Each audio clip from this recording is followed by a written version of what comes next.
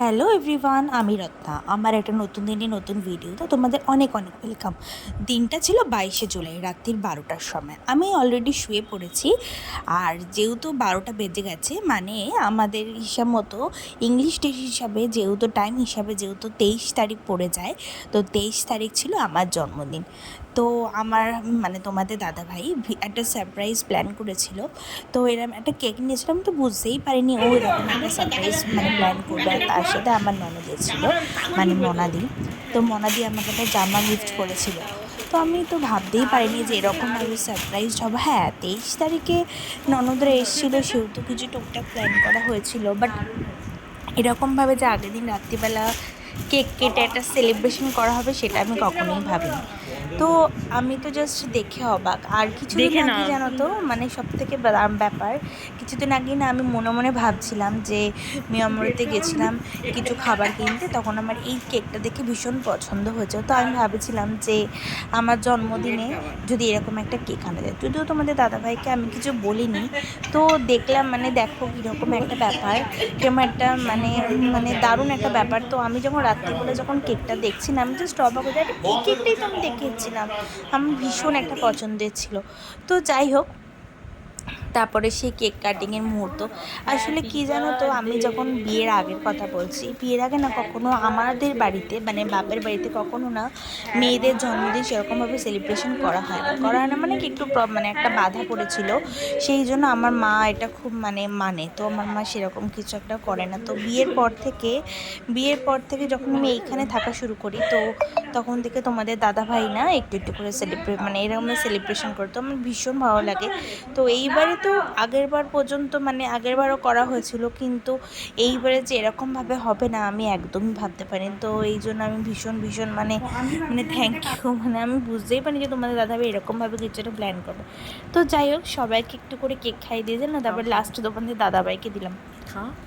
তারপর যাই হোক, কেকটা তো দারুণ ছিল। খেয়ে রাত্রিবেলা ঘুমিয়ে পড়েছিলাম। তো পরের দিন দেখো ডিউটি ছিল, ছুটি কিছু নিইনি। তো সকালবেলা রেডি হয়ে এই যে জামাটা দেখছো, এটা তোমাদের দাদাভাই দিয়েছে, আমার ভীষণ পছন্দ হয়েছিল। তো ডিউটি চলে গেছিলাম। তো ডিউটি থেকে এসে আমি ঘরে এসে দেখি, তো আমাদের মানে যে ঘরে আমরা থাকি সেই ঘরটা অলরেডি সাজানো হয়েছে। আর আমি পুচু দেখো বেলুনগুলো যে উঠছে দেখে ও শুধু ঘাড় নাচানাচি করছে, মানে ভয় পাচ্ছে, ও বিছানা থাকতেই চাইছে না।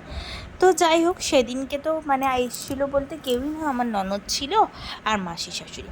তো যাই হোক, দেখো আমি স্নান টান করে এসে যখন ওপরে এসে দেখছি, দেখো ঘরটা কত সুন্দর করে সাজিয়েছে।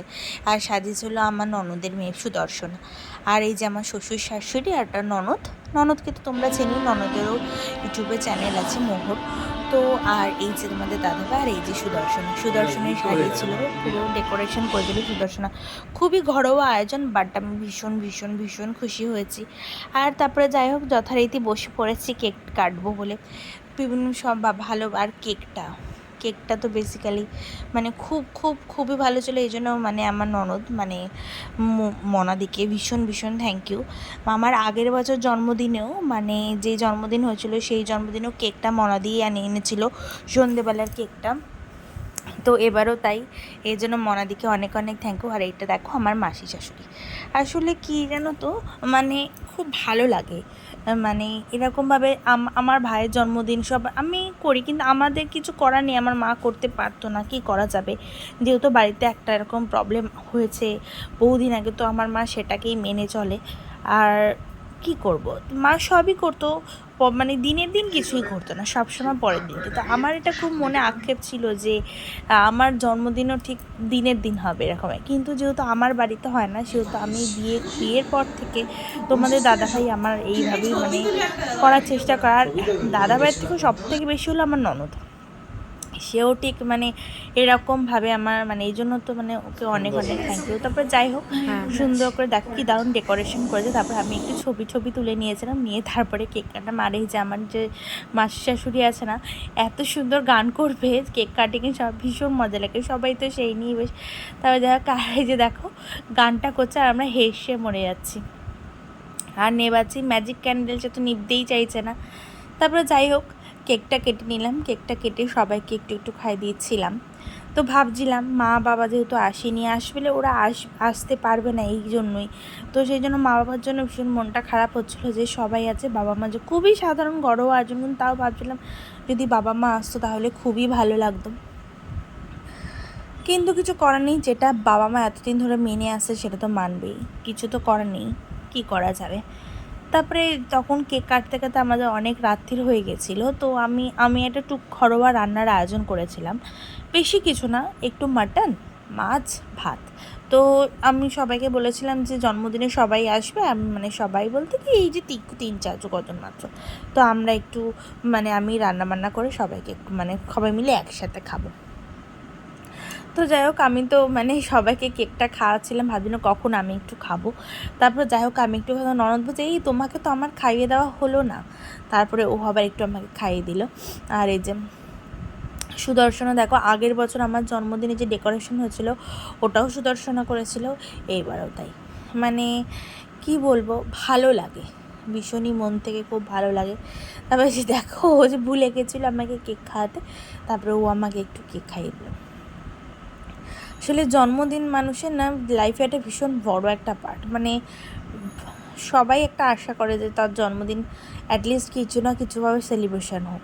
তো আমারও এটা মানে বউদিনের আক্ষেপ হতো আগে, বিয়ের আগে, হ্যাঁ পরের দিন হতো, 2 দিন পরে হতো, কিন্তু বাট দিনের দিন কখনো হতো না, সেই জন্য আমার একটা ভীষণ আক্ষেপ ছিল। তো এখন তো ভীষণই খুশি। তারপরে যাই হোক, এই যে দেখো মাটনটা আমার রাত সকালবেলা না মানে শ্বশুর নিয়ে এসেছিলো মাটনটা, আর আমার ননদ কী করেছে মাটনটা ধুয়ে দই মাখিয়ে রেখে দিয়েছিল। এখন মাটনটা রান্না করব, ভাত হয়ে গেছে, আর দেখো তারপর রান্না করতে হাতটাই পুড়ে গেল, জাস্ট জ্বলে যাচ্ছে, যা হয় তারপর এখন মাটনটা রান্না করে নিই। দইটা মাখানোতে না মানে খুব তাড়াতাড়ি হয়ে যায়, এখানে এইটা না আমার মায়ের থেকে শিখেছে, মাটনে আগে থেকে দই মাখিয়ে রেখে দেয় পরে করে, হ্যাঁ মানে আমি ভীষণ তাড়াতাড়ি, আমার মনে হয় যেন তাড়াতাড়ি হয়ে যায়। তারপরে যাই হোক এইদিকে দেখো কাতলা মাছটা না আমি আগের দিন রাত্রিবেলা করে রেখেছিলাম, কেন আমি জানি অফিস থেকে এসে করতে গেলে না অনেক দেরি হয়ে যাবে, আর মানে কেন কেক কাটতে কাটতে অলরেডি 9টা বেজে গেছিলো, 9টার সময় মাটন বসিয়েছি, আর মাছ দুটো ভাগ্যিস আগের দিন করা ছিল বলে এই একটা বাজন। তো যাই হোক মাটনটা এদিকে কষছি, আর তার মধ্যে হয়ে গেছে কড়াইয়ের সমস্যা, নিচে শাশুড়ির কাছ থেকে কড়াই আনতে ভুলে গেছি, তারপরে আবার মা কড়াই দিল, আর এদিকে দেখো ডিমের টেবিল ভাজছিল হলে আমার ননদ, ও তো প্রচুর হেল্প করেছে। তারপরে যাই হোক সমস্ত রান্নাবান্না হয়ে সবাইকে খেতে দিয়ে দিয়েছে, আর আমার বাড়িতে না সব থেকেই বারান্দাটা দুর্দান্ত, এখানে সবাই সামনে না সবাই এইখানটাতে বসেই খায়, বাইরে থেকে হাওয়াটাও আসে, আর মানে সবাই মিলে সবাইকে তারপরে খেতে দিয়ে দিলাম। তো সবাই তো বলছে রান্না খুব ভালো হয়েছে, ভালো হয়েছে। তো মানে কি বলো তো, রান্না বান্না করে না সবাইকে খাওয়াতে না আমার ভীষণ ভালো লাগে, আর বেশ সবাই যখন খেয়ে প্রশংসা করে সেটা তো আর জুড়ি মেলাবার। ছিল ভাত, পাঁঠার মাংস সিম্পল, আর মাছ, আর লাস্ট পাতে ছিল এই যে দেখো কোল্ড ড্রিঙ্কস। তো মানে গরমে কিন্তু কোল্ড ড্রিঙ্কসটা একটা ভীষণ তৃপ্তি জিনিস, আর ছিল আইসক্রিম, সেটার ভিডিও আর করা হয়নি। তারপরে যাই হোক ওদের সবাইকে দিয়ে আমরা খেয়ে দিয়ে নিয়েছিলাম, এইদিকে দেখো সব বসে পড়েছে। তো আমরা খেয়ে দিয়ে নিয়ে কিছু টুকটাক কাজ ছিল সেগুলো সব করে নিয়েছিলাম। এই দেখো আমার শ্বশুর, আমার শাশুড়ি সব বসে কোল্ড ড্রিঙ্কস খাচ্ছে। তারপরে যাই হোক, তারপরে ওদেরকে খেয়ে দিয়ে ঠিক আমরাও খেয়ে নিয়েছিলাম। তো যাই হোক এইভাবেই 23 তারিখটা ভীষণ ভালোভাবে কাটলাম। তো আগের বছরও আমার 23 তারিখের জন্মদিনটা খুব ভালো হয়েছিল, তো এইবার যে হবে এরকম হঠাৎ করে সাডেন প্ল্যানে একদমই ভাবিনি, আর বেসিক্যালি সারপ্রাইজ পেয়ে। তো চলো আজকের ভিডিওটা এই পর্যন্ত, তোমাদের যদি ভালো লাগে অবশ্যই লাইক শেয়ার কমেন্ট এবং সাবস্ক্রাইব করতে বলো না। টাটা।